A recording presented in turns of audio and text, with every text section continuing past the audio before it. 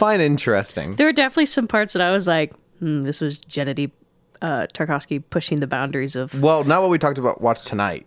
Yeah. Ugh. That was certainly a movie that we watched. That is in the Star Wars universe. I wish it wasn't. Hot take.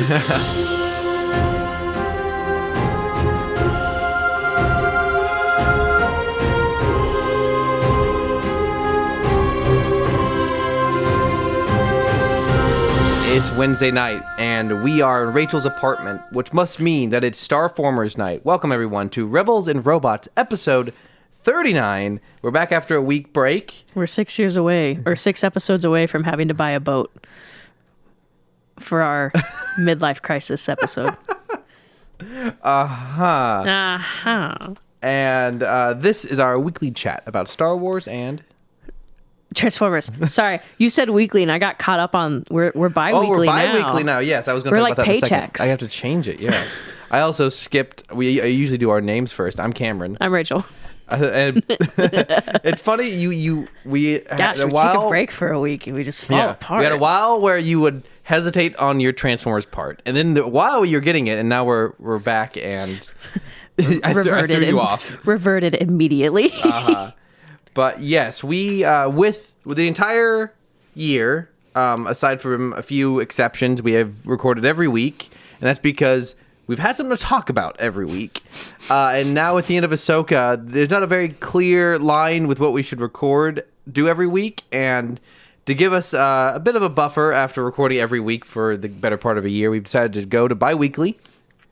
Hopefully this will allow us to have better conversations when we do podcasts, because we'll have more interesting thoughts than having to record every week. Watch something drop unexpectedly, and we get like 2 episodes of bi-weekly and just straight back into it. Hey, if they unexpectedly drop Tales of the Jedi or Skeleton Crew, something like that. Someone pointed out on Twitter, granted I don't know how accurate but someone said that the header on the Star Wars website always matches the theme of whatever show is happening. Okay. And it just changed from Ahsoka to Bad Batch, apparently. So some people are like, Bad Batch Season 3? Bad Batch game. Video game. Micro series. 2D animated Genndy Tartakovsky micro series, which we'll talk about later, what that means. But today we are talking about the Star Wars Clone Wars animated things. Primarily, we watched the original animated film that kicked off the 3D animated show that was on Cartoon Network. But then, as well, tonight, before we recorded, we also watched the second part of the original 2D animated show that came before even Episode 3 came out.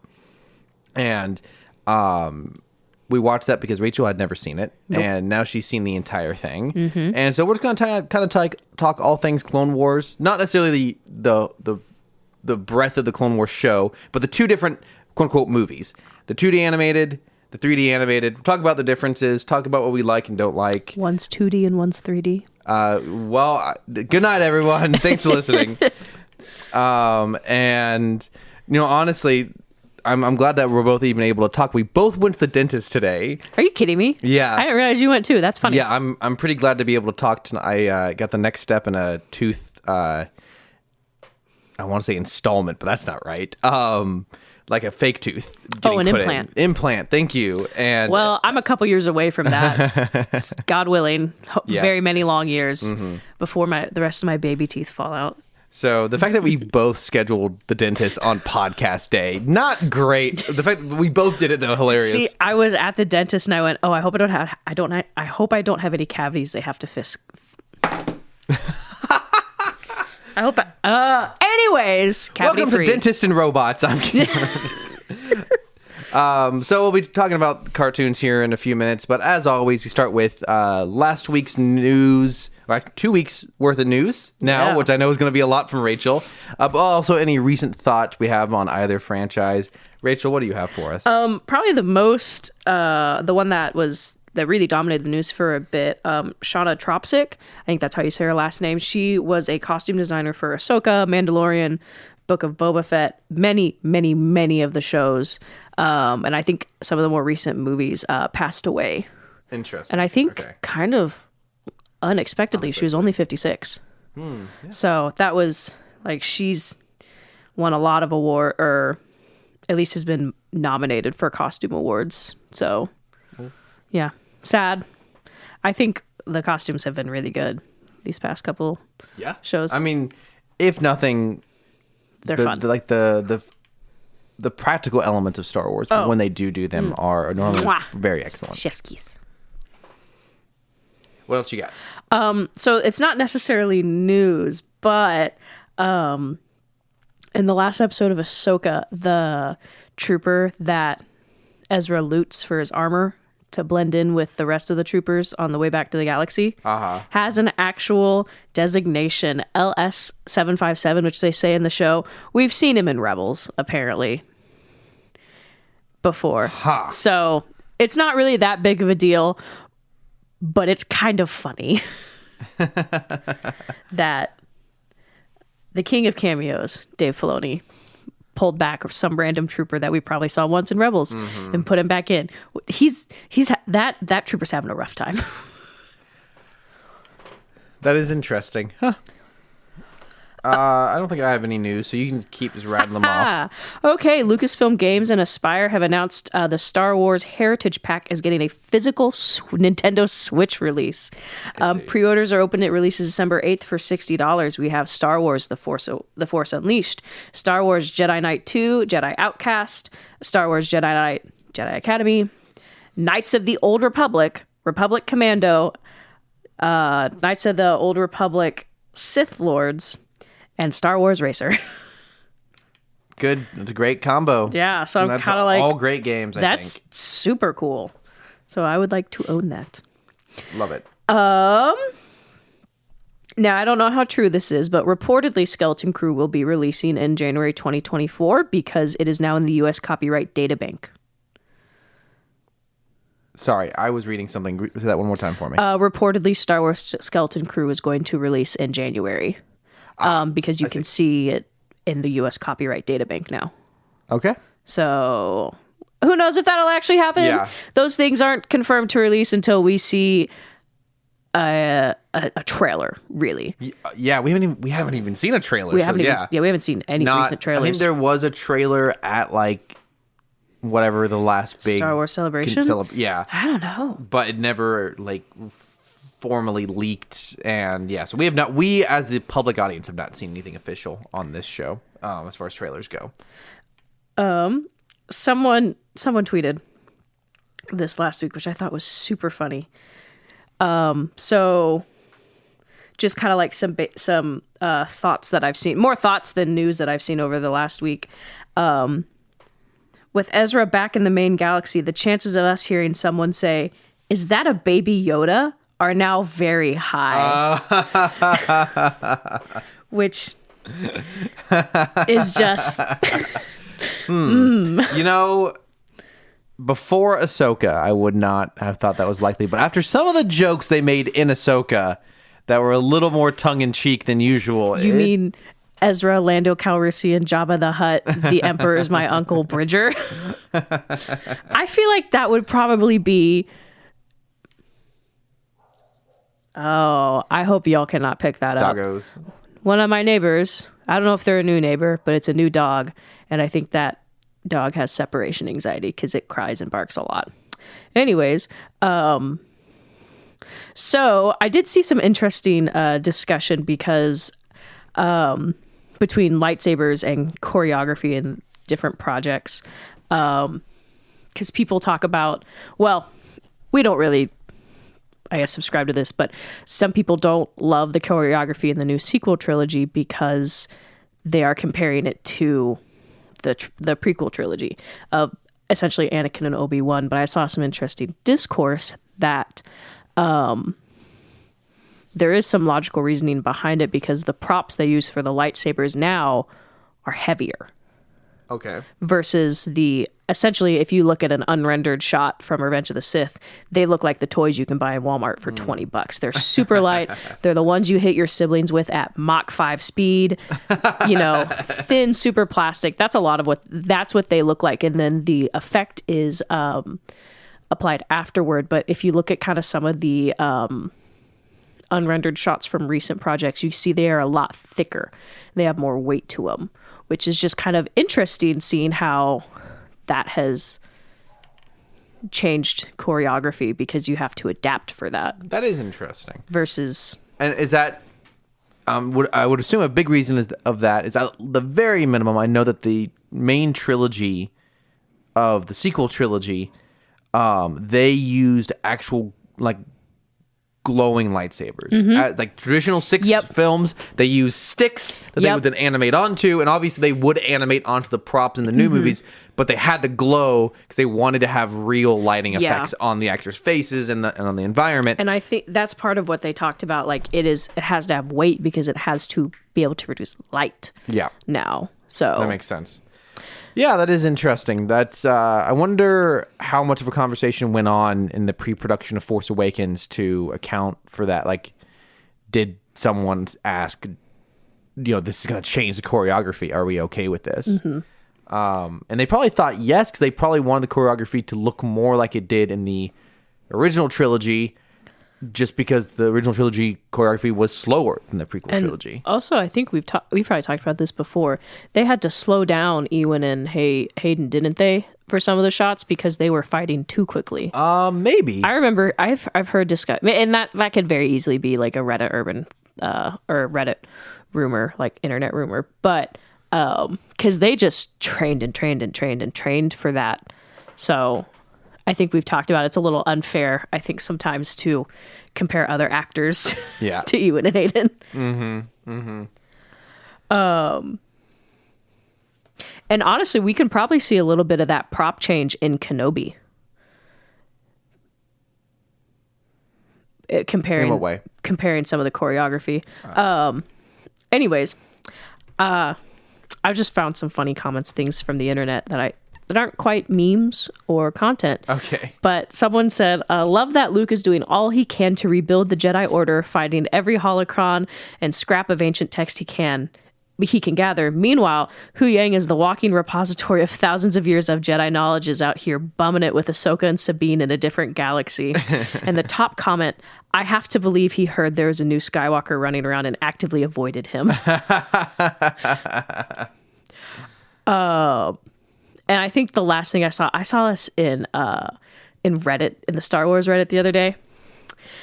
Someone posted a picture of a Star Wars Star Destroyer, or an Empire Star Destroyer. It just says, "You're a salesman and you have to convince me to buy this."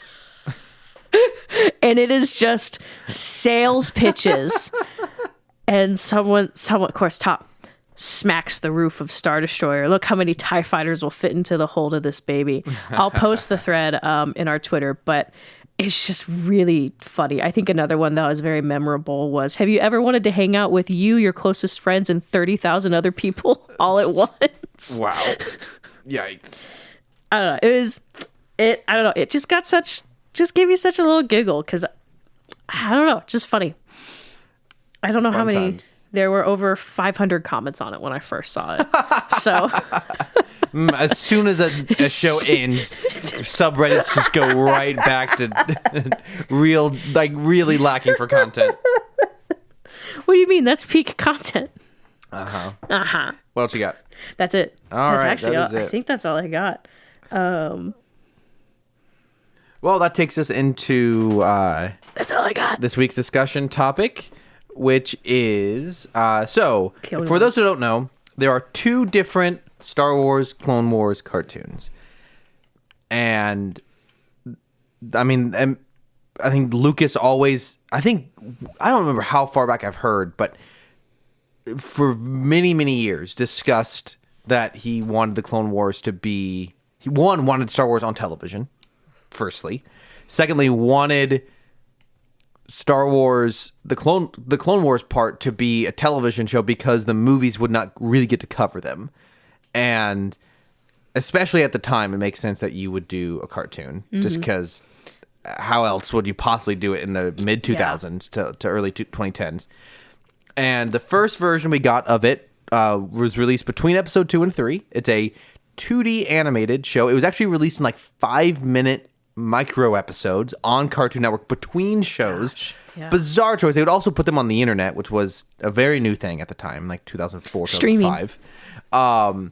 And they are directed and in the animation style of Genndy Tartakovsky, who is most famous for working on a lot of early Cartoon Network shows, like his most famous show, I think, is Samurai Jack, the one he has the most control over. Samurai Jack rules. If you ever watch Samurai Jack and you watch this cartoon, the parallels are very obvious. But then you also he worked on shows like Dexter's Laboratory and Powerpuff Girls and Johnny Bravo, stuff like that. And has a very particular animation style. Loves animation. This guy just... This guy. He also created or at least very much heavily, he directed the Hotel Transylvania animated films, which I forgot about are a that. mixed bag quality-wise, but even though they're 3D animated, when you watch them, there's very obvious parallels in the animation styles to the way he does animation. And there is some really great animation in those cartoons as well. So I love this guy. I always get his name wrong, though. Tartakovsky. Genndy Tartakovsky is his name. He's also done the Primal series, which I do think aired on Adult Swim. Yes, Adult Swim show. But it's definitely HBO Max. And that is where... that's what happens when you get a show where Genndy has full control and it's on Adult Swim. So there is no ratings to... keep him down. And he's a very, very visual storyteller, which a lot of animators are, but especially he's from Russia. And you know what? Honestly, that's why I think we were just talking about this earlier. I've seen both seasons of Primal. I think Primal season 1 is much better. Yeah, it's about a dinosaur and a caveman who doesn't talk. Yeah, they don't talk. And so all of the storytelling is visual. And it's actually such a nice change. Also because you kind of have to like sit down and pay attention instead of just like hearing dialogue. You have to sit down and pay attention to like facial expressions. And either way, I enjoyed Primal season 1. Primal season 2 was okay, and the ending was ooh. And so he was tasked with creating just an action-packed animated micro-series, just a very fast, very to the point ultimately, as Star Wars always is, to sell toys. A way to sell toys between Star Wars movies, but also a really cool way to flesh out what the Clone Wars was. And Wars of Clones. And so that was 2 different seasons or volumes. And then you had, in 2008, to kick off the new animated Star Wars show that would be on Cartoon Network yet again, they had a theatrically released film. But that was not always the plan, supposedly. Apparently, as they were working on the first few episodes, George Lucas came to the team, headed up by now famous Dave Filoni. Who had previously worked on Avatar: The Last Airbender.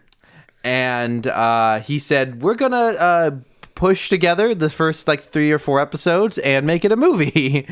And they were like, oh. And everyone hated that. Yeah. And so that's what we're going to talk about today. We can start with, I think chronologically, let's talk about the 2D animated show since it came first. I think this show created a lot of things that we now very much take for granted. Asajj Ventress, I believe, originated from this show. Dooku's trained dark side assassin, who is also, which I did not know until we talked about it recently, is Dathmirian. Yes. Night's sister. And what else do we get from the show? We get a lot of voice actors introduced. We get actually General Grievous's. I would imagine General Grievous was written for Revenge of the Sith, but he is introduced in this show. Funny enough, you do not see him use all 4 arms because that was, I don't think a lot of people know this, was meant to be a surprise. They showed it at the end. Did he split all 4 arms, or did he just use his hands? No, they showed his arms split off. That's how he defeated the other 2 Jedi. Well, I was in the middle of making my meme, yeah, now I remember it. Okay, the very end. Okay, so I was wrong about that. It's okay to be wrong. Thank you. Other things that came from this, I feel like the clone starfighters pre-Arc 170 or 150, whatever they're called. I don't know the exact name of these ships, but they are then, again, a lot of this stuff is still used in the 3D animated show. Their costumes, Anakin and Obi-Wan's costume, especially Obi-Wan's iconic combination of Jedi robe and clone armor comes from here. A character that is just now being reintegrated, as far as I know, a Dirge, a big armored guy who's actually a bunch of worms on the inside, is from Volume 1 of the micro series Clone Wars. Don't love that. Other fun fact, just because I'm looking at it right now, Kiadi Mundi, famous Jedi Council member with the tall head, voiced by Darren Norris. And who is Darren Norris, Rachel? He's a lot, but in the context of this podcast, he voices Knockout from Transformers Prime, and I knew that from the get-go. He said something, and I was like, "This sounds like Darren Norris." He also voices Timmy Turner's dad. Yes. He's in a lot. He's in a lot of stuff. Are you sure about that? Wait. Okay. Hold on. I'm seeing a couple different things here. This says he's the voice of Cosmo. Is it Cosmo? And he's both. He's the voice of both. I was gonna say. Anyway, sorry. Okay. We're gonna peek the microphone for a hot second. He is also in Samurai Jack. And he's in a lot of stuff. And he is also in Transformers Earthspark. He was in the Old Republic video game. Oh, he is? I actually didn't know that. Huh. And man, this guy does a lot more voice acting than I realized. he's got a list for sure. And he's in both the Knights of the Old Republic, the original video game, and he's also in the Old Republic RPG because he also game. I can't remember the name, but he also plays one of the companions for the Bounty Hunter Old Republic MMORPG. He is also... I cannot unhear. He's also in the Star Wars Clone Wars video game, the one that's... So, okay. This brings up, I think, one of the most interesting elements of what we're talking about tonight is there has been multiple tellings of the Clone Wars in different mediums with different continuities. You have the two that we're talking about today, the two different animated shows. But there's also a movie. Attack of the Clones, as far as I know, never really got a full-on movie tie-in video game. But around the time the Clone Wars, Attack of the Clones came out, that they made a video game just called The Clone Wars that covers a little bit of the movie and then just has The Clone Wars. That itself is its own continuity. There's also at least one comic book series that is The Clone Wars. I bring this up to say that Clone Wars video game, the actor that we're talking about, whose name I've already blanked on. Darren Norris. My gosh, Cameron. He is in that video game as well. Multiple characters, including Dark Acolyte. Oh, which interesting. Is significant because Acolyte is the name of an upcoming Star Wars show. Yes. So this guy is like he's coming fully back, integrated Cameron. into Star Wars and Transformers. We'll see him again. Which I did not know. Imagine he is the Acolyte in the Acolyte. Oh my gosh. Oh, there's gonna be so many Dinkelberg memes. And you said this is where I'd put my balance. You said he was I got one. In Transformers Prime, correct? Yes. That was when you said it earlier. Yes. Yeah, he actually played played Knockout, but he also played Viacon Seeker number 1 and Viacon Trooper. Yes, correct. Those last two were totally established characters. He was also in the 2004 Transformers video game as Red Alert and Cyclonus. Yeah, yep. Dude is entrenched. He was also in Robots in Disguise as Heavy Load. He's in the trenches. Okay, moving on. So overall, the 2D animated show has its strengths and weaknesses. I think its strengths are it is got a lot of energy. It was very original for its time. I think it added a lot to the Star Wars universe. I think the second volume is a lot more story driven, and it does, I think, a lot of good in developing Obi-Wan and Anakin's relationship and what it looked like in the Clone Wars. It gives us Anakin's like final trial, and it just looks. The show looks super sick. I think the action is phenomenal, and it's just a ton of fun to watch. What would you say are some of the positives? I think it was enjoyable. It was fun. There were some fun moments. Some interesting running jokes. Oh yes. There were. some questionable scenes, if you ask me. Do you want to share one? Oh man, it's just so odd. They introduced C-3PO. Anakin and Padme are having a secret meeting because they're married, but no one's allowed to know. And C-3PO finds them, and they're all wearing cloaks. And like Anakin makes a comment that C-3PO looks good, or I don't know, makes a comment about C-3PO's appearance. He's like, "Oh, it's my new gold plating," and Anakin's like, "Oh, show it off." And C-3PO, who doesn't wear clothes, is like bashful and just, it's so uncomfortable. Like takes his cloak off and it does this weird zoom in and pan down and it plays like a saxophone trill. It's weird. It's weird. I don't like it. There's a quick another voice actor note. In the two different volumes, General Grievous is played by two different voice actors. Dang. He briefly appears in Volume 1 and is voiced by John DiMaggio. Oh my gosh. Who is also multiple Transformers, very famous voice actor. So I think that's very fun. What do you think of this version of General Grievous? Because he's pretty different than what we know from the movies and the later Clone Wars cartoon. Mace Windu messed him up.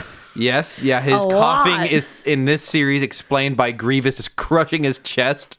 Yeah, which honestly, someone should have just done that from the get-go because it really kind of knocked him out for those couple seconds. Can you imagine if when he was running down the building vertically, like, I don't know, Shakti or someone had just like crushed his chest, he would have fallen like 600 feet. Probably would have just imploded on impact. Mission accomplished, problem solved.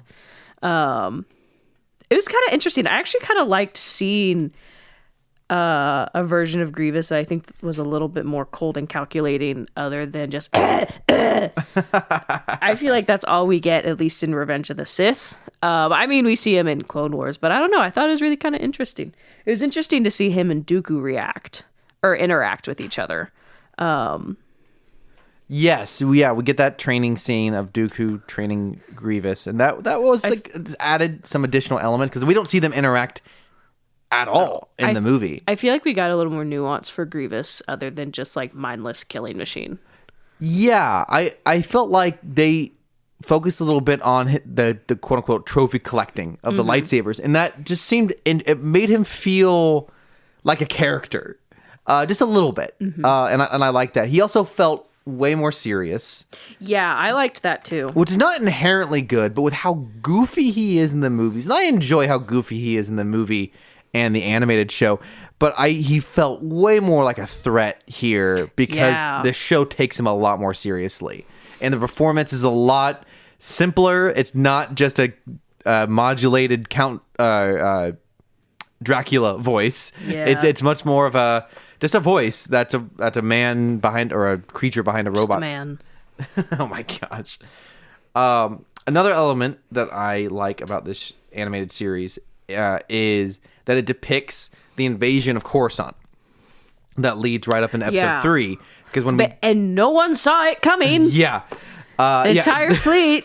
The sequence starts with Yoda meditating, and his eyes shoot open, and he throws open the blinds, and there's just thousands upon thousands of ships flooding in.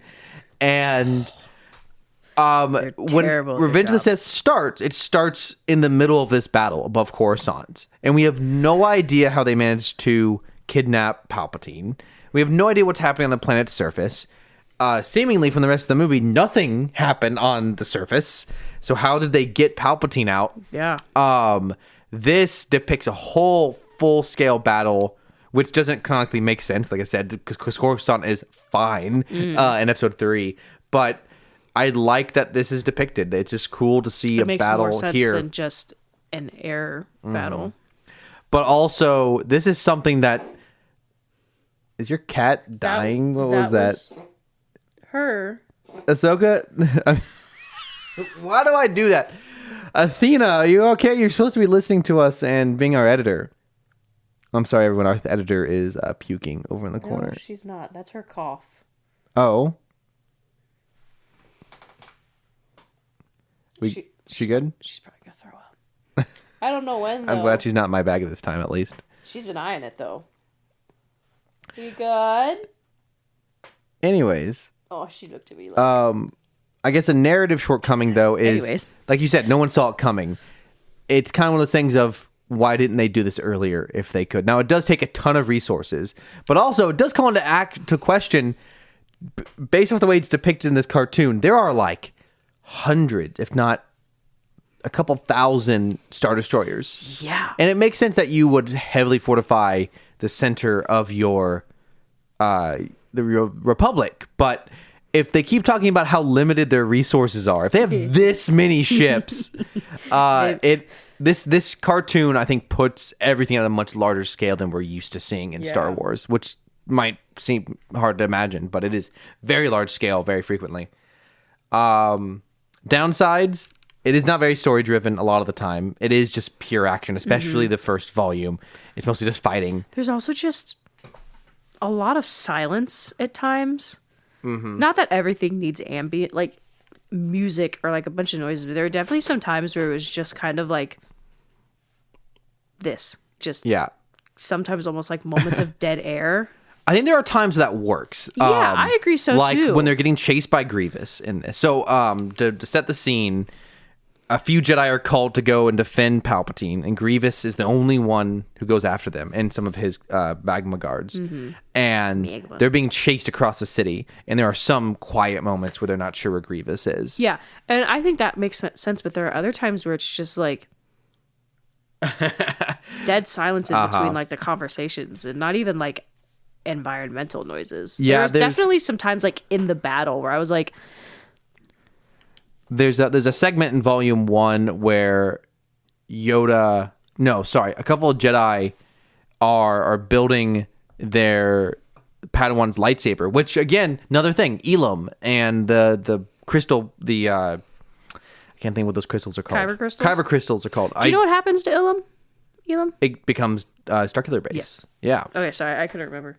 And it's very sad to see in Jedi Fallen Order when you go to Elam and it's cut already so deeply, and it's like, oh no! Well, a couple of Jedi get stranded on that planet in Volume 1 of this Clone Wars micro series, and Yoda goes to save them and also gets caught or stuck or something. I can't remember if he travels with Padme and C-3PO or they come after him. But there's this whole segment where Padme is like fighting some invisible robots, and it's not very interesting. That's an example of one of these more quiet ones. Don't feel like Padme is interesting in this at all. No, and she's a tough character to land because you're not given a lot, especially if you're going with an action-based series. Yeah, she's a hard character to integrate, I think, into this. A quiet moment I do like a lot, though, is Volume 2 starts with Anakin having a dream where he's a kid, and Qui-Gon, so ugly. Yeah, we'll talk about that in a second. Qui-Gon is showing him what is essentially the tree from Episode 5 on Dagobah that Luke has to go through, and I love that moment. The idea of Anakin still imagining himself as a child and not a coughing cat who's disturbing our podcast, and interacting with Qui-Gon. Though you now introduce another idea to talk about, which is, so you don't see Qui-Gon's face at first. You see his back, and then you see his like shins because you're seeing Anakin and young Anakin, and then Qui-Gon kneels down, and the man looks like an Easter Island head. It's just gigantic head, huge nose. And so I would say it's a mixed bag. The interpretation of these live action actors into this stylized cartoon show. Some work really well. Anakin and Obi-Wan look incredible. Yoda looks great. The battle droids all look great. A lot of the aliens look incredible. Grievous looks incredible. Dooku is elongated as usual. Yeah, but he looks like Dooku, but yeah, he looks like he got a little squeezed. But the two famous ones are Mace and Qui-Gon just look ridiculous. And young Anakin is just circle head. Yeah. Yes. Ooh, they showed his face, and I went, oh. And Padme's an anime girl, effectively. Yeah. And they made Shakti like into she's almost a furry, like a deer girl looking thing. I mean, she does already effectively have antlers. And like I am not surprised. I think what's more interesting, though, it's along similar lines in this show, in the second volume, they go and help some natives escape from all their men have been kidnapped and are being turned into bionic like cyborgs by the separatists, and these people are effectively the Na'vi. They're not tall like the Na'vi from Avatar, blue but cat people though. Yeah, and it is really interesting how this show got to the Na'vi design before Avatar. Now, Avatar, I think, had been in production since the early 2000s, so it's possible someone saw those designs and borrowed it. But nonetheless, you shouldn't take 10 years to make your movie if you don't want people to steal your designs. I also, just a few things to throw out that I like about this that I've stuck in my head since I was a kid. Anakin's starfighter design from the first one. Do you remember what this looks like? Star Wars Clone Wars 2D Anakin starfighter blue. Okay. This. So it's very similar to Obi-Wan starfighter from Attack of the Clones, the triangle ship. Those pretty much look like a little star destroyer, except for it has engines on the front, which I would assume are drawing inspiration from the pod racer. Yeah. And then it has some additional cannons, and the R2 unit is dead center, which doesn't make any sense. But then they use that design in the 3D animated show. And it's also got a really cool paint job as well. It's blue with white stripes on it. So this design's always stuck with me. I think it's really cool. And you also in this you get the commando gunship that has like a shark face on the front, which I also think is super sick. So it's just like a very well designed show with a lot of very memorable designs that I think are super fun. And I'm now seeing that they had a toy that was just Obi-Wan Starfighter painted blue. And I can tell it's exactly the same toy because of like there was like certain parts of it you could take off and like it revealed additional cannons. It's exactly the same. It's the exact same toy. I don't even know whose this is technically supposed to be, but anyways. Any final thoughts on the 2D animated show? It was interesting, the vision he had. Yeah, so Anakin sees... Man, those natives on that planet, they have some really good wall painting cartoons. They do. They self-animate. It was funny because when Obi-Wan and Anakin showed up to this village, Obi-Wan makes a comment. He's like, it's just women and children. And we both went, uh-oh. Uh-oh. Women and children? And alive? No men? Anakin intensified. I don't know. Knock things over on my table. It was just kind of funny, considering Anakin's past with severely underpowered tribes versus a lightsaber. It was fun. It was definitely interesting to see because I have seen a lot of like the more memorable clips. Yeah. But like that whole part in the middle on that other planet, I'd never seen anything about. With Anakin and Obi-Wan, I'd never seen a thing about that. Yeah, I think that this is heavily influential and lives in the collective memory of the Star Wars fan base. Whether they've like you kept saying, "Oh, I've seen this scene. I've seen this scene." Like they're on the internet, people reference them. It sits alongside the prequels for a lot of people our age. We grew up. A lot of people saw it when they were young. And it very much lives in a very similar pathway, but it's not brought up as much, so people don't talk about it as much, but it certainly exists within the fan base for sure. Yeah. Cool. So now the worst part of our half of the discussion, the movie that started the Clone Wars 3D animated show. So the only distinction you can tell between the titles of these shows is the 2D animated one is called Star Wars Clone Wars, and the 3D one is called Star Wars The Clone Wars. Sorry, I had to sneeze. Sneezes in silence. I tried. And so this animated show has at least two voice actors. I totally At least two voice actors. Same voice actors as the 2D one. I totally thought that Frank Oz played Yoda. It's not. It's Tom Kane, who I definitely think has been in Transformers stuff. Gosh, are you thinking Tom Kenny? No, I know who Tom Kenny is. He is the narrator in the Clone Wars. The narrator voice, who then is also Admiral Yularen. Mm-hmm. I'm trying to find Transformers here. He's in Star Wars: The Old Republic. How surprising!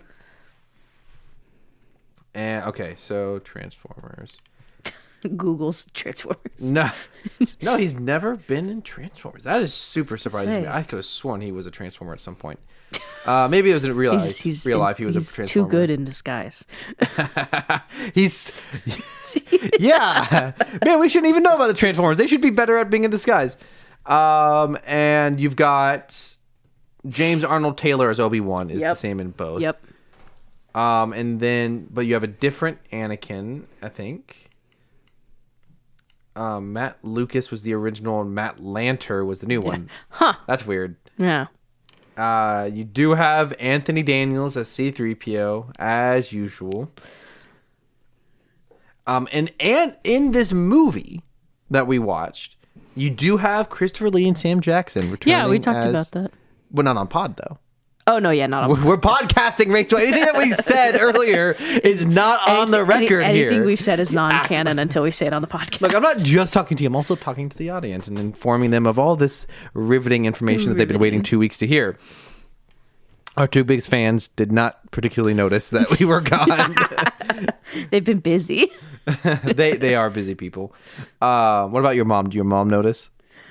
No, I don't think so. I think The biggest fans. I think she's still catching up. I think she got behind a little bit. I see. She's got a job. She works. She's got things to do. So, Rachel, do you want to give me just a broad plot synopsis of this animated movie that we watched? So, it's about the Clone Wars. Great. And so really what it is... Yeah, not just a Clone Wars, the Clone Wars. So really what this is introducing Ahsoka, who is Anakin's Padawan, and basically kind of the start of the larger galaxy Clone Wars. We do see post Jedi Padawan, or we do see like he's a Jedi Master, or at least a Jedi Knight at this point. Anakin and Obi-Wan, but I think it's still timeline wise very recently after the Battle of Geonosis. Yes. So basically, plot synopsis. I don't know how to like say it without much. Ahsoka shows up. There's a mishap. She's apparently supposed to be Obi-Wan's apprentice, but things get mixed up, and she like Obi-Wan's new apprentice, and then shows up to this battle. Says she's supposed to be Anakin. Anakin is not having a good time at all. So we have what would be at least an episode of 2 of them going through the battle, kind of bonding, whatever, not liking each other. And then the overall arching plot is that Palpatine wants to pit, or the Separatists want to pit the Hutt clan against the Republic. And in doing so, they plan to kidnap Jabba the Hutt's son, Rata. Rata. Stop it. Rata. Good joke talked here. That's it. That's the funniest joke you guys are going to hear all night. We can't do it. We ain't got anything else. So I just end it here. And pin that on the Republic so that the Hutt clans will not side with the Republic. And both parties want to align with the Hutt clans, which is they are powerful. Well, they are obviously Jabba the Hutt being the most famous Hutt. Mm-hmm. They are the criminal overlords of the Outer Rim. They're a cartel. And they control various main hyperspace lanes, which, if you don't know, they don't just hyperspace at random. In Star Wars, they have, in order to keep things organized and to make sure you're not going through a planet. They have highways. Yeah, they have specific lanes, at least we would call them hyperspace lanes. More like a turnpike, really. like or an interstate or something like that. Yeah, and so the Hutts control particular ones in the Outer Rim, and if you're going to be moving massive ships for a war, hyperspace lanes are super important. And yeah, so each side of this war wants control of those. And not a bad plot, I think, for an introduction into the Clone Wars. Okay. Both sides having to fight over a neutral party, especially the Jedi, the good guys, having to appease the Hutt, some criminals, in order to get what they want. That's interesting. Mm-hmm. Jabba the Hutt having a son, on the other hand, not so interesting. Yeah. Which then brings up, so Jabba's dead, and so then obviously Rada must have died at some point. Oh, because not in the Clone Wars, in the Clone Wars after Episode 6. Because Boba Fett shows up to take his territory, and he's not there. But then the two cousins, who might be more than cousins, the two Hutt cousins. We don't need to talk about that. Show up to lay claim to their Uncle Jabba's territory or whatever. So that's interesting. But anyways, it's very Game of Thrones. Oh, jeez. So, yeah, it's... So I'd say that obviously the most significant thing about this is the introduction of Ahsoka. Yes. Probably not as bad as everyone remembers. So we were watching this with Cameron's wife.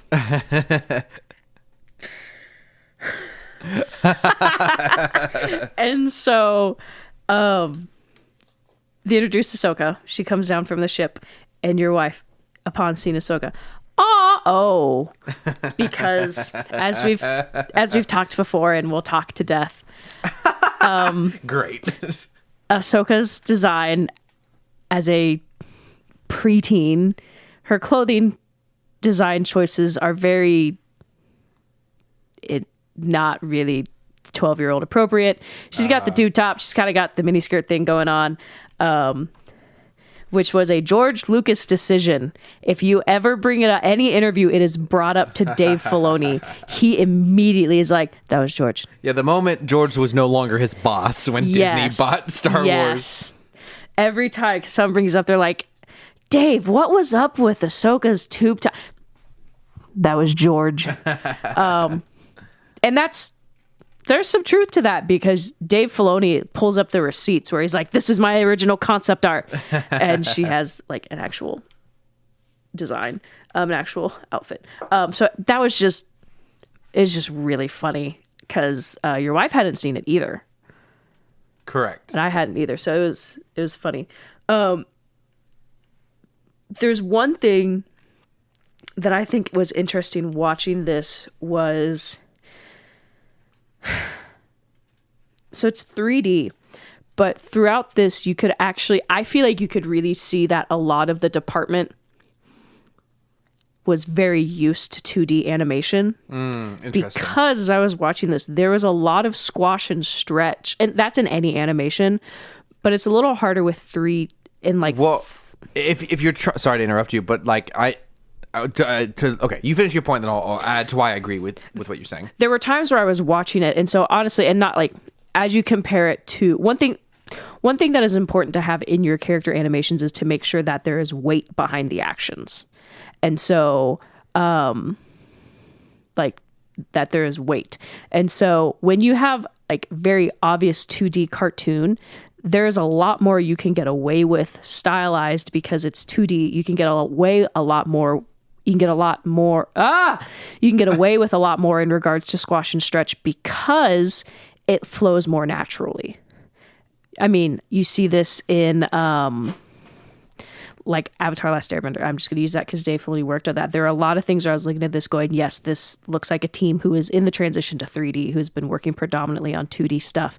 And I'm seeing that because there were definitely times where in this sort of more realism that they were going for, there wasn't... The characters would move, but there just wasn't as much weight to them. Mm-hmm. Like when you put your foot down, there is weight to it. And you can imitate that in 2D, but it's something that I think especially needs to be imitated sometimes in 3D. So either way, I'm not bashing on them, because I'm not saying that, I I can do it better. It was just something I had noticed. And also, it is why shot for shot recreations of animated films into live action do not work. Yeah. That is why a lot of times when they do live action adaptations and they try to do the exact shot for shot of a 2D action scene, it doesn't work because human bodies don't work like that in the real world. And to bring this animation talk back to talking about Ahsoka, one of the biggest issues with this for me, and okay, asterisk, this was meant to be on television. Yes. Not meant to be a film, not to be judged as a film. You weren't supposed to look at it that But long. also is, as far as I would probably guess, is an indie show. It's being produced by George Lucas. All of the original Star Wars stuff was all indie because George Lucas was paying for it himself because he owned Star Wars. He wanted to retain ownership of it. And it's also 2008. But that's not going to stop us from criticizing it because they released it in theaters. Mm-hmm. And the same year, 2008, I believe, as Ratatouille. Like, imagine that going up against Ratatouille. Let me double check. Did Revenge of the Fallen come out that year? No. That would have been 2009, wouldn't it have? 2008 animated films. Kung Fu Panda. One we both adore. Do you know what's aged so well? Those Kung Fu movies. Panda. Yeah. I'm not seeing a Pixar film here. Let's see. What? This is weird. WALL-E. Even better. Like Ratatouille, incredible. WALL-E, just absolutely gorgeous. So imagine going up against Kung Fu Panda, WALL-E, Ponyo. Oh gosh. And I think Open season 2. And I think one of the things that I don't want to say hurt them, but would have impacted the decisions they make is the specific Clone Wars style. I mean, and it's a little rough, but I mean, obviously, you grow as you practice. But you couldn't. If they had immediately gone to try realism, it would have been so uncanny valley. So kind of having this almost like wooden doll type of model is like it's almost like it was a mix between the 2D style and live action. It's almost like they tried to meet in the middle. Yeah, bad call. Bratz Girls Really Rock also came out in 2008. Oh, your favorite? Yeah. So again, animation, talking about animation and Ahsoka, because that's what the theme of the Ahsoka. We're still on Ahsoka autumnal fall. We're going to talk about Ahsoka again later. Ahsoka autumnal. Oh gosh. She is an original. She's like one of the few original characters within this style. So she's a character created for this style, and I think they wanted the characters to be expressive. But also, they wanted them to be expressive. But also, on the other hand, like as someone who's worked in After Effects, I know that like the simplest way to animate something is say go from point A to point B. And you're kind of the animation, like imagine like telling an actor to hit certain marks. People make that look natural. When you say hey, walk from here to there, do a thing, turn around. A good actor makes that look natural. The animation, the computer doesn't know how to make that look natural. So characters in this cartoon, they will do a thing, and it's very sharp, pointy movements. So, like, think of it like we talked a lot about. There's also a weird amount of extreme close-up on characters' faces in this movie. But, like, for example, because sometimes Ahsoka would smile, we were like, ooh. That's what I want to get at. That's probably they want to make her expressive. Yes. And the expressions would just be like she would go from one facial expression to another one within a few frames. Yeah. And be way too sharp. And the other thing to take into consideration with facial expressions is it's not just the one thing moving. So, for example, when you smile, I mean, unless you're like acting, or depending on what your emotion is, if you are smiling out of joy, for the most part, it reaches your eyes. Yes. Your eyes, your cheeks move a little bit. And so sometimes in animation, if you just move the mouth is at like corners of the lips.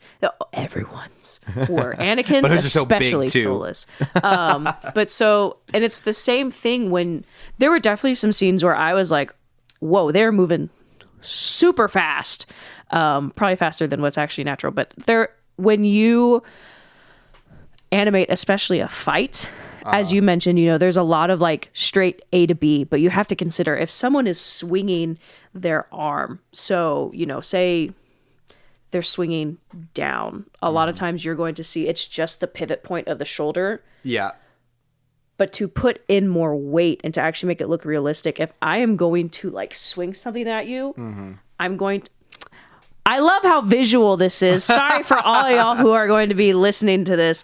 When you raise your hand to swing something, your body turns with it. There is more going on within the rest of your body than just moving your arm. And that's super important to take into consideration in animations, because that is what will make or break it. You can have very basic characters. If you get the movements right, that is the one thing that in my classes my instructor was like,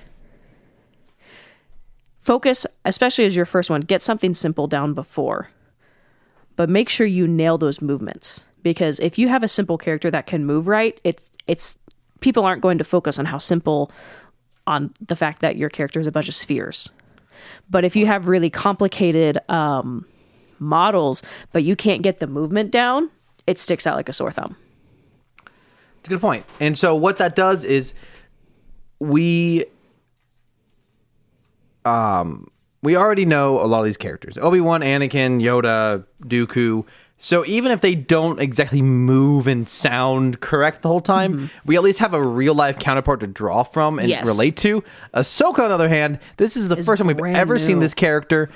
Her voice performance is also coming from a cartoony perspective. And eventually, thankfully, this all evolves to be way better. Animation, voice performance, writing, everything. Bad Batch looks amazing. Well, I'm specifically Ahsoka. By the time you get to the end of season 7, season 7, she steals the show in season 7 and is phenomenal. And so the reason I've never seen the Clone Wars up until we watched it was because, like, not to get too off topic, I started with the Clone Wars show. Yeah. And I watched all 7 seasons, which is a lot. And honestly, I get to the end of season 7 and I was super confused because I'm like, I know there were definitely some episodes I'm missing. Everyone's talking about the Hutt thing. I watched every single episode. Am I missing something? And I finished season 7.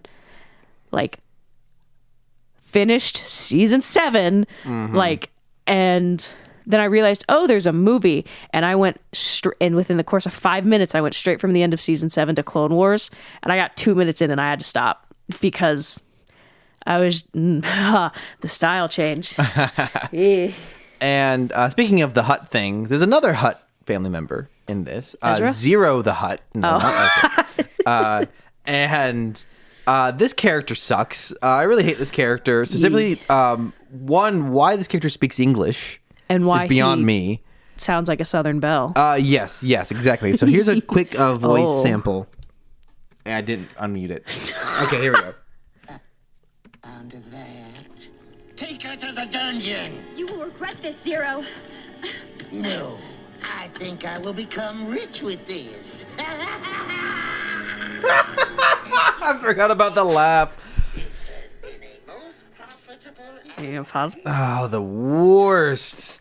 Then this is our villain. He shows back up in Clone Wars again. Are you serious? I'm dead serious. Which made me really confused when I watched that arc because they were like, this big bad criminal's getting let out of jail. And I was like, what'd he do? What did he do? So hate that. Do you have anything else written down that you don't like? Or we can go into good stuff as well. I'm going to be honest. I stopped taking notes, I think, about 35 minutes in and was just kind of existing and vibing. Oh, no, my bad. These are all the notes I took. I stopped taking notes after they managed to escape Ventress. I see. Well, another thing I have written down for this is you can tell this was written to be multiple episodes of a TV show. Yes. Because they were clearly, repeatedly repeating information. Yeah. They would, every 25 minutes or so, you would have a character say something everyone watching already knows. And that may have been a product of they were making it for kids and they don't trust kids to pay attention. But it would make way more sense if this was a new episode of the show and they were reminding the audience of what happened, of what's going on.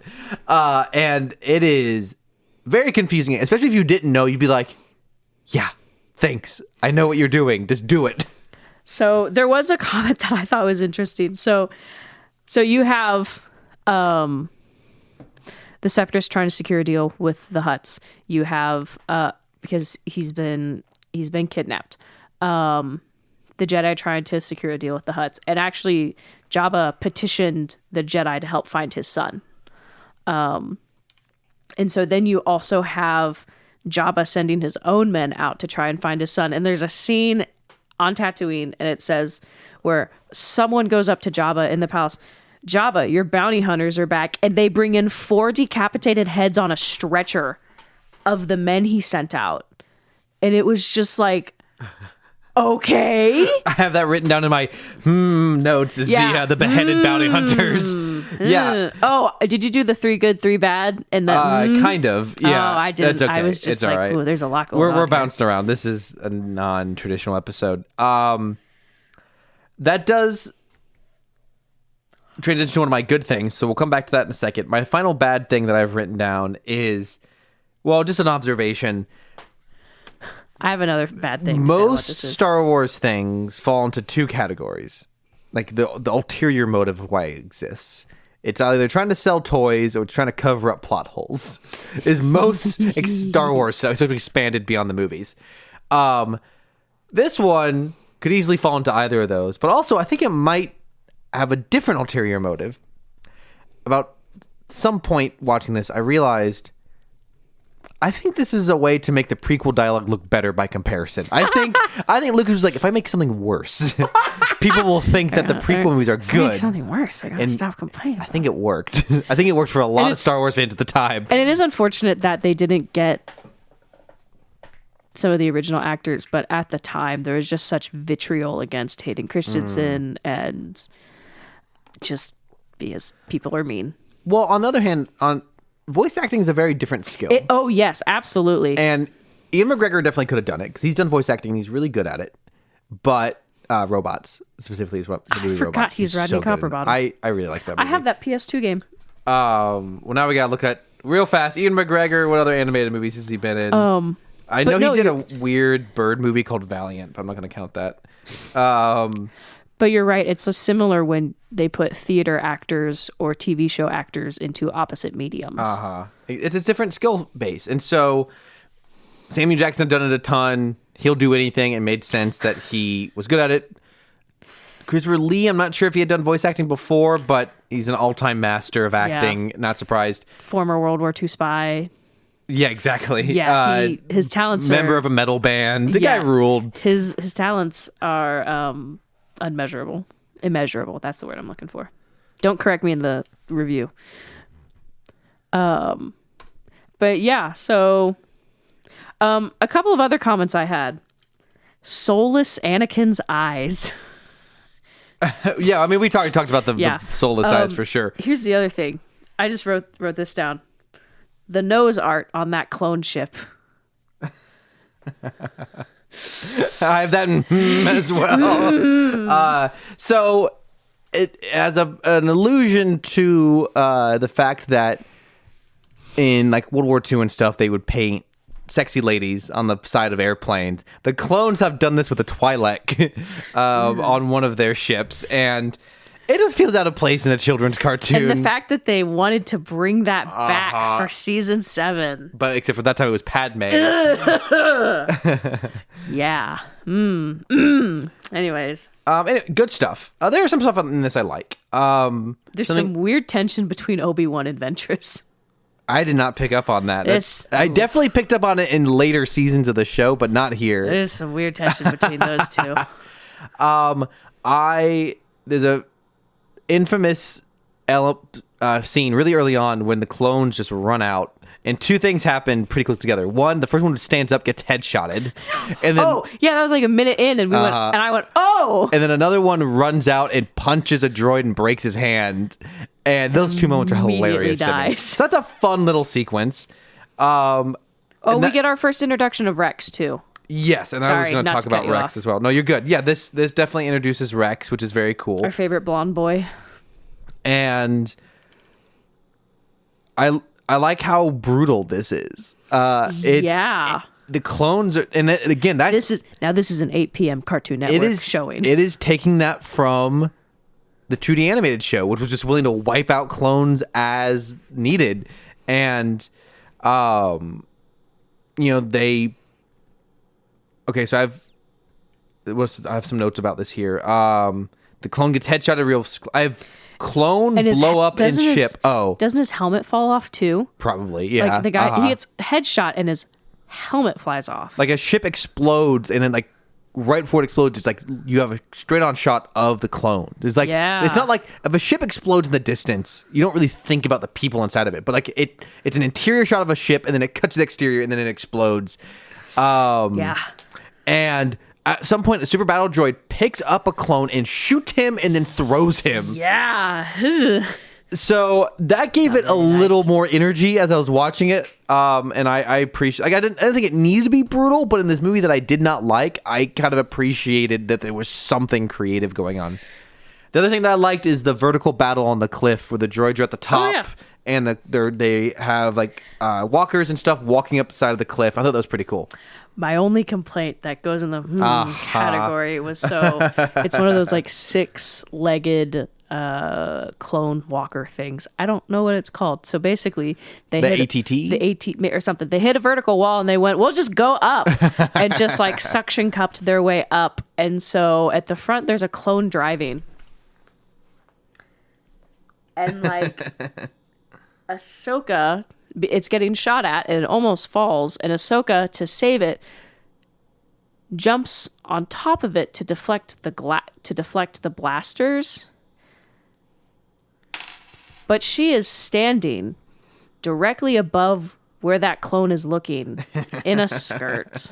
And I'm pretty sure she's probably got leggings, but it was just like, ugh. when how quickly that scene is edited and the camera angles, it is. I don't blame you for your mind going there. I noticed it immediately. I was like, oh, wait a second, because it's just. Well, that noise transitioned. And I don't think it was malicious at all, but I just kind of went. Gotta think better about that.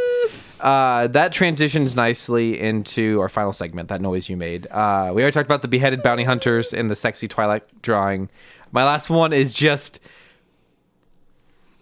This is kind of an interesting thing, though, as well, but mostly just I was like, this is a weird choice.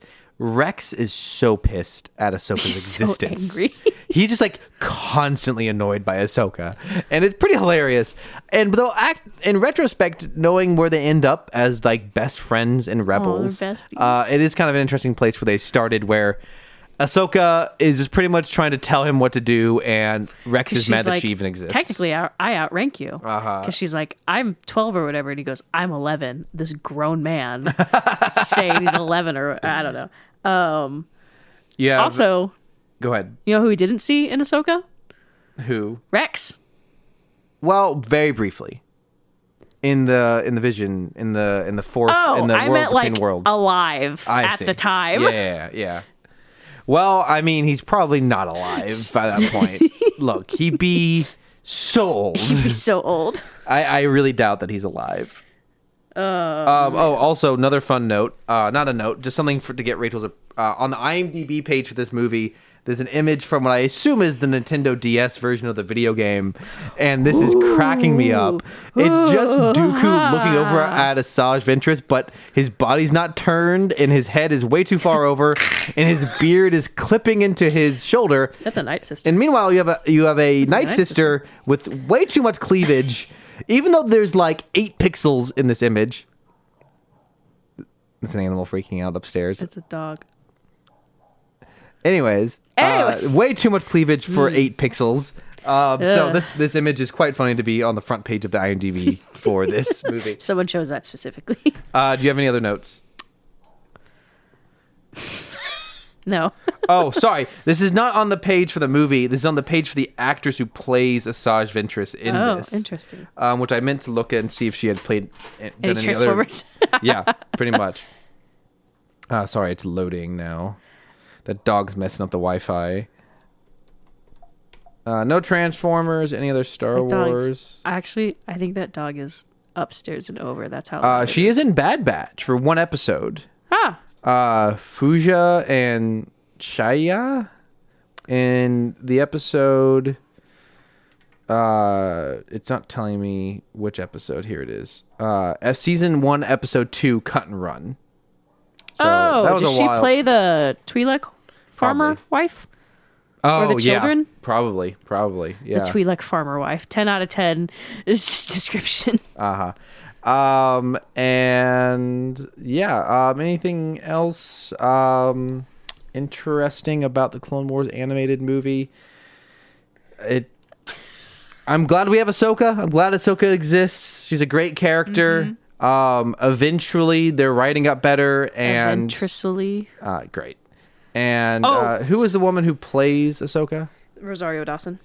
Or Ashley Eckstein. The cartoon, yeah. Ashley Eckstein. Got really good at the voice. One of my favorite things that I see every now and then is as things tend to come out, people are like, oh my gosh, Ventress could come back, especially as I'm seeing this with like the Dathomir and stuff in Ahsoka, and it's like, spoilers for Dark Disciple, girl does not live long past Order 66. Sorry, y'all. I hate to burst your bubble. She dead. Like she DED, dead. And one last fun fact here.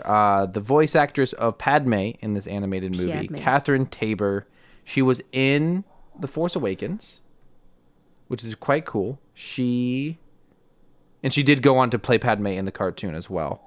Sorry, I'm having trouble finding it. I saw it a second ago. We're buffering because of the dog.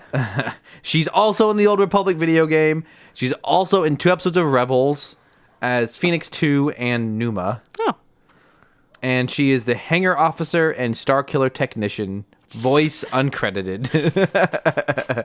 Nice. And she is also in Minecraft story mode as Jessie. Oh, what a fall far from grace.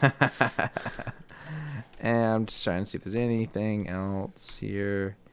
She played Princess Leia in Star Wars The Force Unleashed. If you didn't know, Force Unleashed had DLC where you get to play through one piece of story from each original trilogy as if Starkiller were there. Oh. And she played Princess Leia for that. Interesting.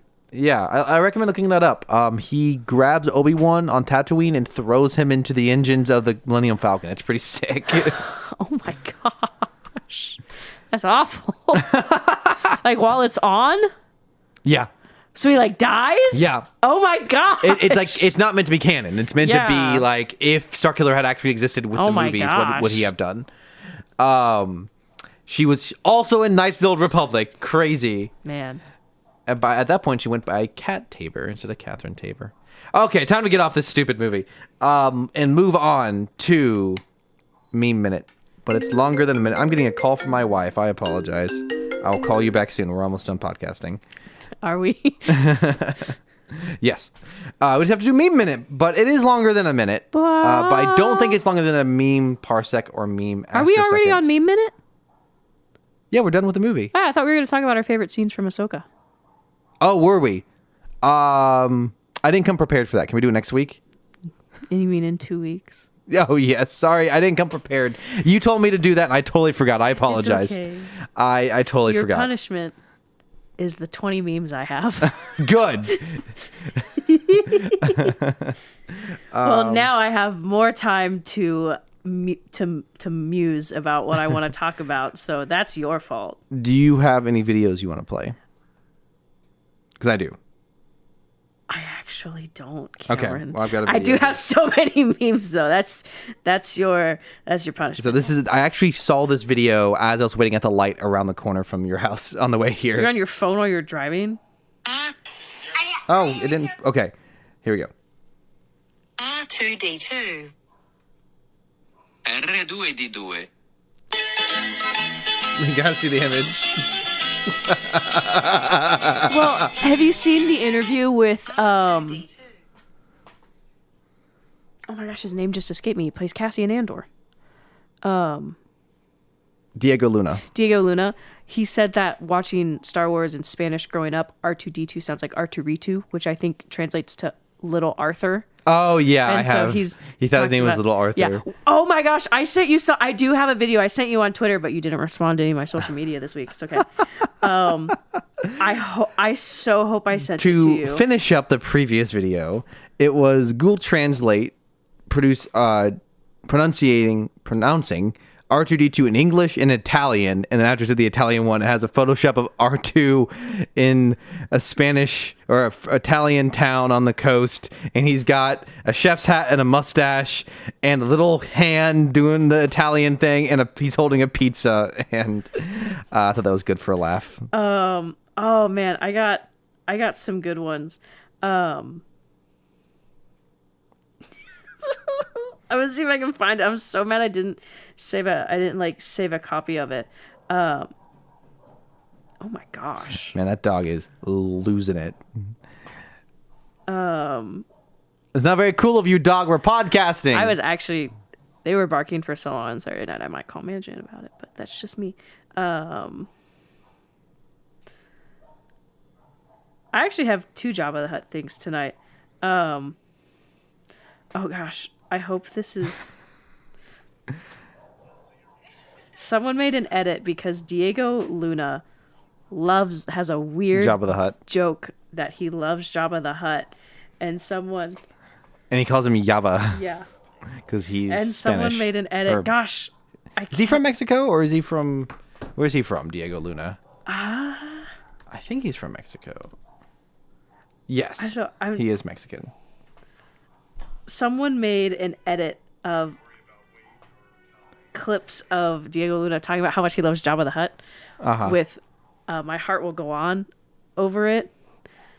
I don't know if I can find it anymore. Maybe they deleted it. Anyways, I'll go ahead and play for you since I've already got it up.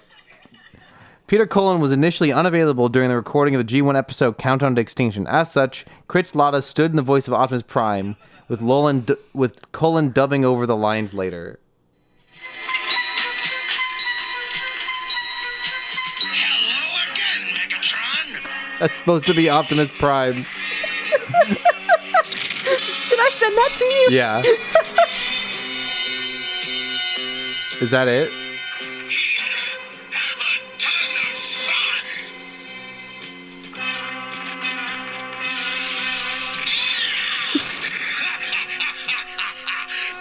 Your aim's improved. So that was supposed to be Optimus Prime, that last voice you heard there. Yeah.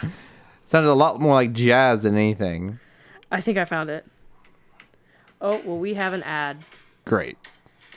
Mute that. I don't want to hear an ad on our podcast. We're an ad-free podcast. Touching his, like his belly. Talking about Jabba the Hutt. Or Jabba the Hutt, as Say, Diego Luna kiss says. interesting character, and I don't know, that texture of his skin is just something that obsesses me. The texture of the skin. Yaba. It's I've always literally wanted just- to touch him. I like the texture of Yaba. Is something I need to discover. He's an amazing character. Come on. I have It's it just like it's an this instrumental, big. My The Heart one Will I Go have, On. and Uh-huh. it's always In the background, it's just so funny. I feel like it probably started as a joke, but gosh, it's so funny. This is also a pretty good one. Transformers, but they only say Among Us. Wow.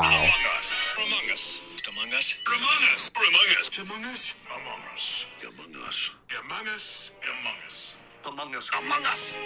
Among us. Ooh, what animation? What's that 2D? That was some, like, That's Flash Rescue looking Bots. animation. Ooh, That's Rescue Bots. awful. The other one that I think is very funny, just because we get a kick out of this line every single time.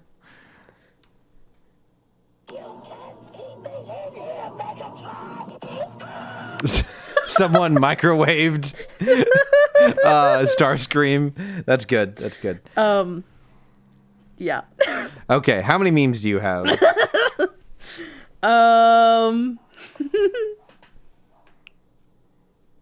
As many as this dog has been barking. Uh-oh.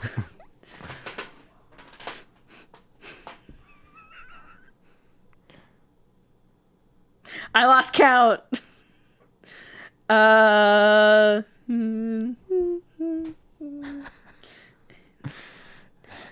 Really need some waiting music to fill the gaps of this podcast.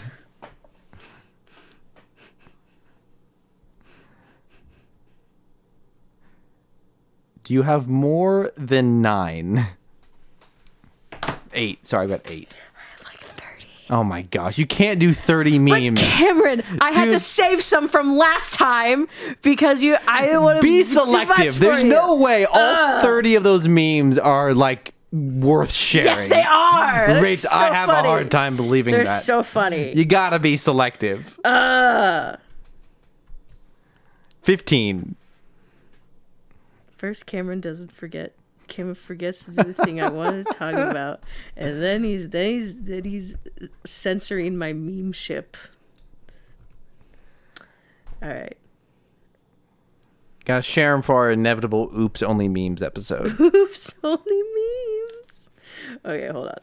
Okay, let me get some relevant ones. I'm gonna laugh if some of these are ones that you have seen.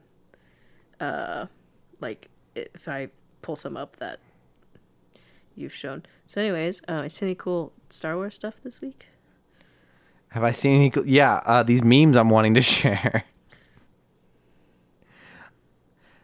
Okay, so we haven't even talked about what we're gonna do for the next one, so I can't even talk about that right now because we have no idea. Send us your ideas on what we should talk about. I'll save my one Transformers meme for next week. Oh my gosh, evil laugh. If you get a chance, play the Clone Wars video game from 2003. It is a good time. It's goofy and it's not. I've actually great. heard the opposite. That's my hot take. I don't think it's necessarily good, but I think it's fun. I also haven't played it for like probably 15 years, so my memory of it and like it's not through rose tinted glasses because I am 28, and so 15 years ago would have been 13. Regular tinted glasses. And it just is a unique Star Wars video game at the very least. Well, in the meantime, this isn't a meme, but someone made an article that supposedly Guillermo del Toro had a scrapped Jabba the Hutt film. Oh, yeah. That would focus on the rise and fall of Tatooine's crime lord, and Guillermo del Toro retweeted it, and because they posted a picture of Jabba and Guillermo like next to each other, and he retweeted it and said separated at birth. Wow. I don't exactly know which Transformer this is. Oh, but, I can probably tell you that. He's very broad-shouldered and large and hunched over, and it just says, "Mother declares it is my chance to enjoy the Microsoft Xbox gaming entertainment station." I guess. Who is this?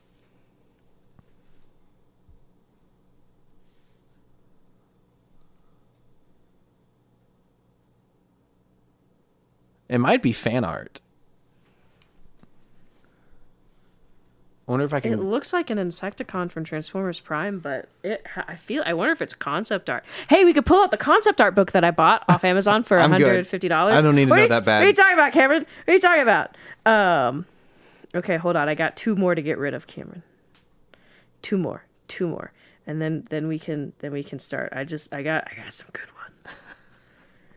I got some real good ones, if you ask me. Okay. All right, wait, what you got? Go ahead, share it. I've already done one. You should do Okay. one. You can give twice as many as me, so you should do 2. Master, I think this is actually very. This is from the Clone Wars movie. Ahsoka holding Rada up to Anakin. Master, I think this little guy is sick. He's burning up with a fever. Anakin checks temperature with gloved prosthetic hand. Oh yeah, I've seen that one before. Interesting.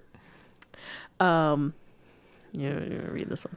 Me and my silly little bed, avoiding my silly little dark thoughts, but it's in that font where it's all like glitchy and it's Corrupted. Image of Season 3 Ezra when he's going through it with the dark side and all that. I thought that was cute. Anyways, this says Dave Filoni, as soon as he realized the last episode of Ahsoka would release in October, and there's a skeleton in front of a green screen doing the weather, and it says, "As you can see here, it's gonna get spooky." With the hat. But he's got Filoni's hat on. The hat. With the hat. You've just been Saw Gerrera'd. Saw Gerrera friend to get ungerrera'd. I like the ungerrera part. That's funny. That's really funny. Anyways, what are the Astromech's views on the Galactic Civil War? And we have R2-D2 and Chopper. R2-D2 says, both sides have blood on their hands, but I fought to bring freedom to the galaxy. Chopper says, if they're imperial, they deserve the burial. I like that. When Optimus travels back in time and creates a time loop. And it's some sort of technical equipment, and the brand is Looptimus. Looptimus. I am Looptimus Prime. Don't like that. Oh my gosh! You know what? Okay.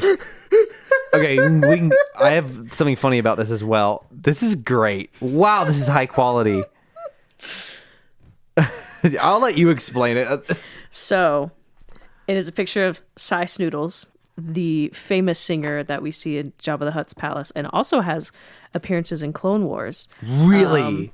I'm pretty sure she show. and Zero the Hutt were a thing at some point. No! If I remember correctly, but it's also been a while since I've seen Clone Wars. So it says Cy Snoodles, the Eras Tour. So it is a, I think it's the movie poster of the, almost said George Lucas movie, the Taylor Swift movie coming out about the Eras Tour. Oh, I didn't realize that's even funnier. And so, yeah, it's really good. It's really very high quality. She was in 6. Oh, wait. No, this is poster only. They have a poster for every episode of the Clone Wars. I don't think I realized it. I'd seen posters for individual episodes, but I did not know they have one for every episode. I know each one has its own quote. At the very beginning. Yeah. Like individual quote. She was in 2 episodes of the Clone Wars. And it says here, Femme Fatale. Yeah. And then it's a picture of her and...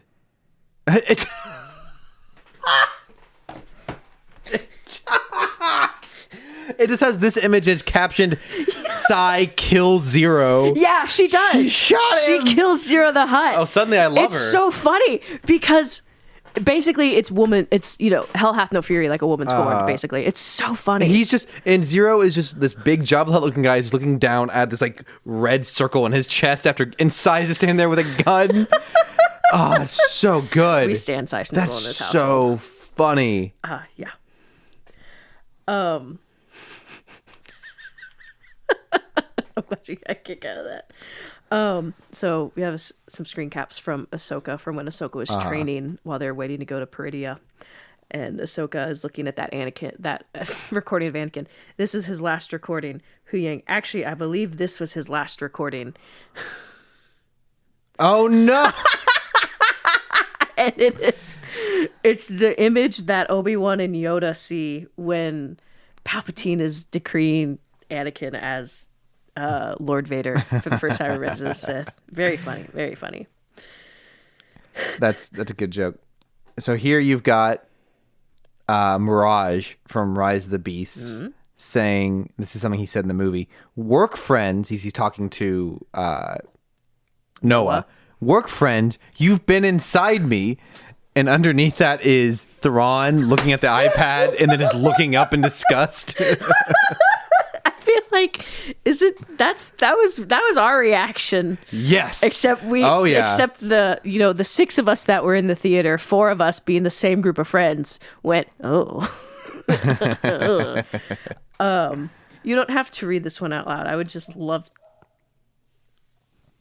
Man, the animals are boisterous. We have a special guest on the podcast, Rachel's neighbor's dog. Yeah. You don't have to read this out loud, but I just want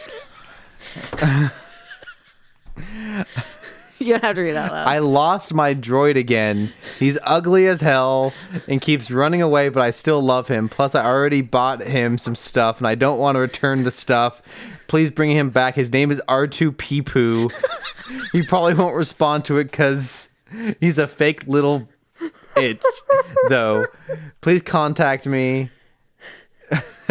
The email is bootyeater6969. Reward 5-ish maybe. It's a missing poster. There's a lot more swear words in there. That's why I said you didn't have to read it out loud. Yeah. I just wanted you to read it like in your mind. So, anyways, I've been holding on to that one for a while because that was funny. Oh man. So this is a comic, like a one panel image of two guys walking from a big storage facility, and the storage facility is labeled 2023, and one guy's got a bunch of boxes, and it says, "Is that all you need?" And one guy has one box, and he says yes, and the big guy with all the boxes is labeled Star Wars, and all his boxes are labeled Visions Volume 2, Ahsoka, Bad Batch Season 2, Jedi Survivor, Mando, Skeleton Crew, and the Transformers fan just has the one box and it just says Rise of the Beast. a rare transform meme. Oh, that's good. A rare transform or Starform meme. Ah, yes. When you're trying to die but Luke won't shut up. It's Yes! It's a screenshot. It's such a good meme. Yoda looking fed up with life and with Luke from Empire Strikes Back. It's really funny. No words. No! Dang it! I should have seen this coming.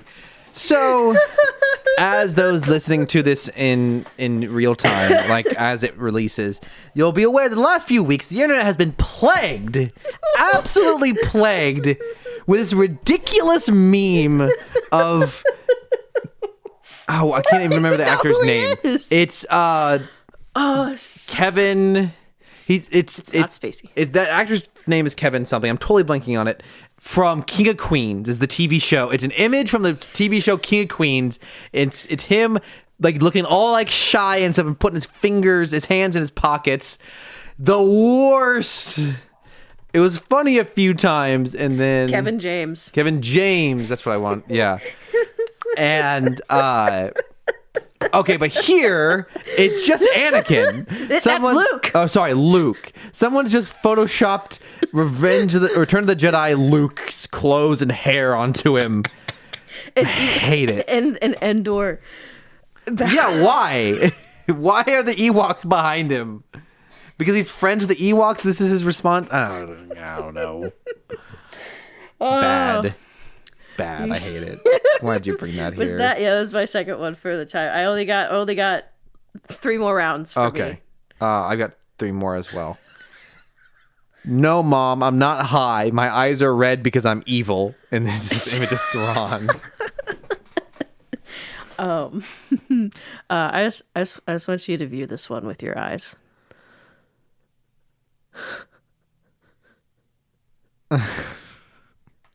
I kind of get it. It's just Dex. Okay. Photoshopped onto Thrawn, saying Yeah. "Long live the diner."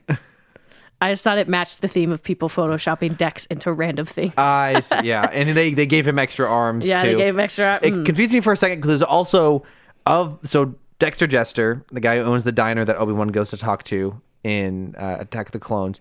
So there's another character of the same species who was a Jedi in Clone Wars that people Pong Krell. hate. Oh my gosh! So I wasn't sure if it was a Pong Krell That's joke such a or good- not. that's I've never such a- seen that episode. I assume he betrayed everyone or something. Actually, well, not. I'm not a Pong Krell apologist, but basically, Pong Krell was like, the clones are bad, and they might betray us someday. He was right. This guy's out of line, but he's right. This one's also. I love this one. Oh, that's good. Yeah. Oh, I like that. And That's really fun. And so this is the Oh, good addition. This is one of our favorite memes that tends to resurface on this every 3 weeks or so. Is that image of Leonardo DiCaprio from Once Upon a Time in Yes, Hollywood. thank you. Where he's like, hup, hup, and he's pointing at the screen, and someone has photoshopped it from the statue of the father at the end of Ahsoka, where it's pointing, and you can see Balin on it. It's just, it's so funny because This is, and I believe this is a quote from something, but I don't really know what. But it's Vader approaching Ezra, and Vader just says, I used to kill kids like you. I still do, but I used to too. Oh no. Thrawn to great mothers in every Ahsoka episode. I am once again asking for your dark magic support. I saw this one a It's- couple It's times. the Bernie meme. Yep. I can't do math, so I apparently I have like 3 more. Okay. Go ahead and do 2 more.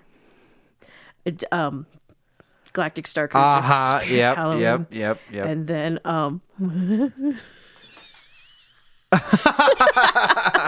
So similar to the meme format that I used earlier, of Thrawn. or showed earlier, is Thrawn looking at his iPad thing and then looking up. iPad baby. But on the iPad is Kino from Andor saying, "Can't swim." A crushing moment of that show. So good. I only got 1 more, so This is my last one as well. It's some sort of drawing of 2 ATSTs in a valley with a big monster coming after them right after pushing over AT-AT. And the 2 ATST walkers are labeled me and my husband. And the big monster is labeled my cat crashing through the house at 3 a.m. And the knocked over AT-AT is everything on the living room table.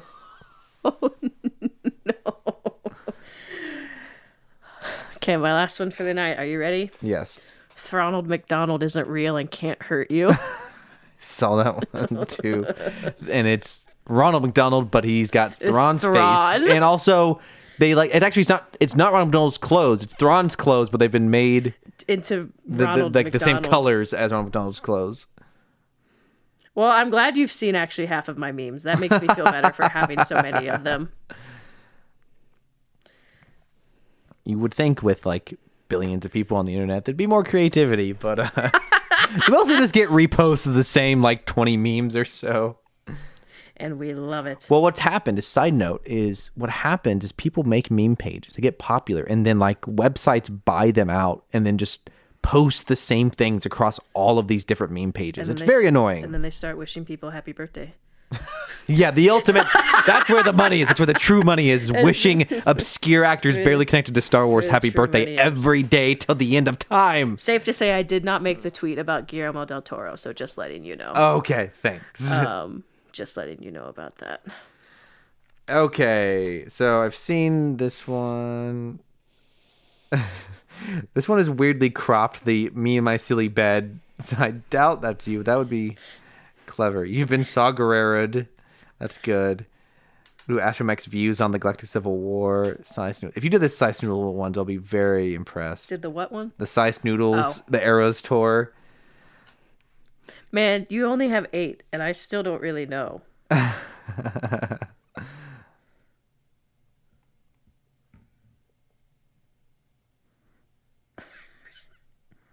Gosh, I hate that Mirage quote. Ugh. I don't like it. I hate it so much. Dislike.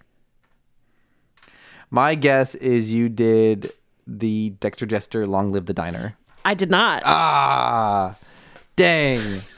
Now that's going to put me at 7 and 7, I think, for the meme game, which is not... I don't know which one I've done. I don't know which one. Everything on the living room table. Well, you don't have a cat. You Or a should. husband. I was say that to our husband. My second guess would be... You spent so long making yours. I did. I spent the entire time we were watching. So it says, Is Dave it Filoni, the as soon as he spooky one? realized the last episode of skeleton Ahsoka spooky one? would release in October. As you can see here, it's going to get pretty spooky. Is that your final answer? Yeah. What if I told you I made 7 of those 8 memes? Are you kidding me? I decided I had no memes. I had so few memes to share. I decided to flip it and give you one and see. I really hoped you picked the one that I didn't make. And then it would have been the best thing of all time if you had picked the one I didn't make. But you did pick. I did make that one. I did make Can that I pick one. the one you didn't make? Yeah, go for it. So I made 7 of those 8 memes. Dadgummit. My second guess was going to be this one, the Looptimus one. Yeah, I took that picture a long time ago. I knew I've been it. I saving was it like, for a long that's weird. time. So I did make that one as well. Do I get 7 points? No, you get 1 point. All right, Rachel improves. Is this the one you didn't make? I made that one too. Oh, okay. So I made the one of the Transformers and Star Wars fans. I made that one as well. Mother declares it is my chance. Is this one? I made that one. That one I intentionally made it in a way that would throw you off. I added the Thrawn image to that one. So you made the I Kill Kids. You didn't make the I Kill Kids one? I did not make that one. Yeah, that one is not mine. Nice. So Rachel improves to 10. Okay. Whatever we talked about on text message, we have managed to screw up the score on this game multiple weeks in a row. Because you asked me for clarification, I told you the wrong answer. Oh my gosh! Here's the correct answer. Hold on, I have to write this down. I will text both of us. So this is week 14. I am 7 of 7. 7 wins, 7 loss. Not 7 of 7. I am 7 and 7. And Okay. you are 10 and 4.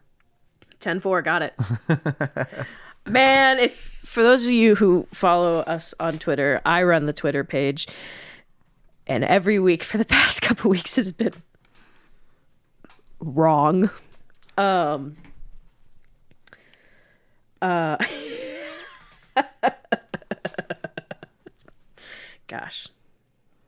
That was good though. I've thought about doing a couple of memes before, but that's why you took so freaking long. Yeah, You had I to made make a your bunch stock. of them. Yeah. Of the last 1, 2, 3, 4, 5, 6 games, I have had 1 win. And wait, did we figure out which meme you made? Oh no, we Which didn't. one did you make? We didn't. Did you make You guessed. Can't Swim? Surprisingly, I did not. Was it the Leonardo DiCaprio? Surprisingly, it was not. Wow. Which one did you make? The Saw Gerrera one. Oh, nice. You've been Saw Gerrera. Saw Gerrera, another friend to get That's good. un-Gerrera. That one very much blends in with the rest of the internet. So I'm gonna be honest. I think I have something for our intro. Because a video I forgot to send, that I totally forgot to play. And granted, I don't really know. Are you gonna make me edit this into the beginning? No. Are you just gonna play it? What's going on here? So I don't really know how true this is, but I think it'd be really funny. So one of the only good things about AI is sometimes you can make funny things with them. Okay. So someone said, granted, I don't know how true this is, so if I'm wrong, I'm willing to be wrong, but it's a funny concept anyways.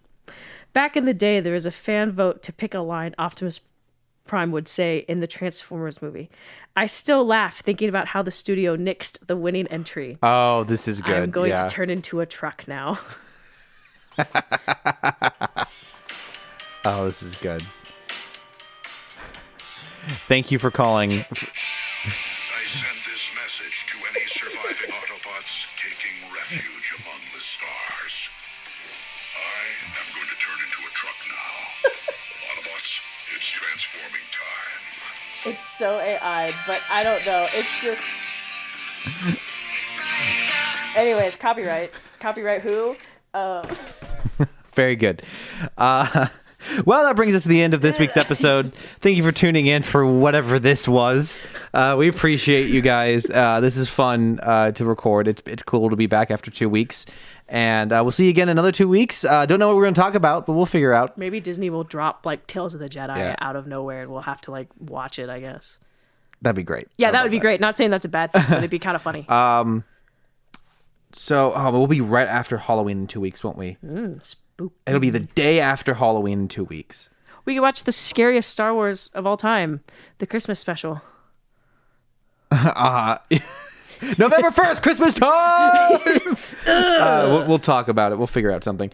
But as always, I gotta bring it up. Thank you to Caleb Jacoby for our intro and outro music. Props to Rachel for our artwork and Twitter account at Rebels Robots Pod. Thank you to Athena for editing and She's supposed to be here producing, but she's too busy throwing up somewhere or coughing or whatever. Props to Karen for running our Facebook group, Rebels and Robots. Give us something to read on the pod. Leave a review, tweet, or DM us memes or opinions. But do not review us on Amazon. Yes. It will not show up. We'll never see it. We literally can't see it. We have. I'm gonna double check to see if we have any reviews here. I'm on the wrong page. Oh, I don't want to do this. I doubt we have any reviews. It's gonna take too long to.